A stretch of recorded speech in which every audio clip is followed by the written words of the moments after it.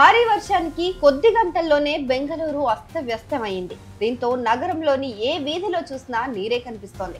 చాలా చోట్ల ప్రజలను బోట్లలో రెస్క్యూ టీమ్స్ తరలిస్తున్నాయి. అధికారులు ఇచ్చిన సమాచారం ప్రకారం వర్షాలకు చనిపోయిన వారి సంఖ్య 5కు చేరింది.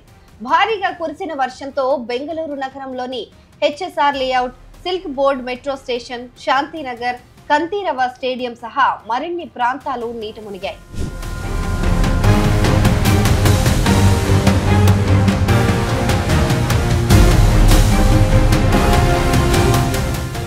ప్రస్తుతం ఐటీ నగరం వర్షంలో మునిగిన స్టేడియంలా మారిపోయిందని ప్రజలు విమర్శిస్తున్నారు.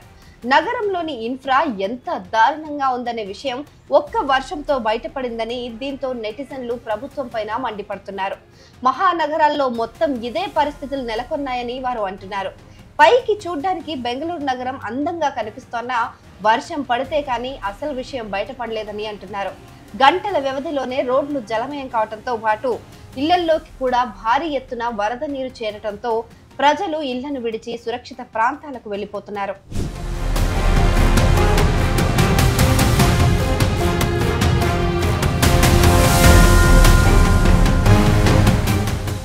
తాము ప్రభుత్వానికి పన్నులు కడుతూ ఇలాంటి ఇబ్బందులు పడుతున్నామని మరికొంతమంది అంటున్నారు.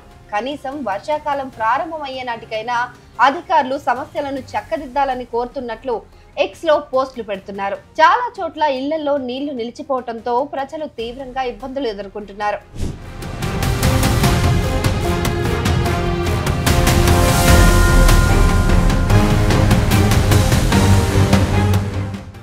All the people in the locals suffer with it, and it's if you see, it's only in this 200-300 radius meter because of the what is that? There's no proper sewage holes here, and it's not bigger, so all the water stays on the road, and a lot of people suffer because of that. As you can see all those people standing, they can't go, and because of this college, school, and workplace, it all gets affected.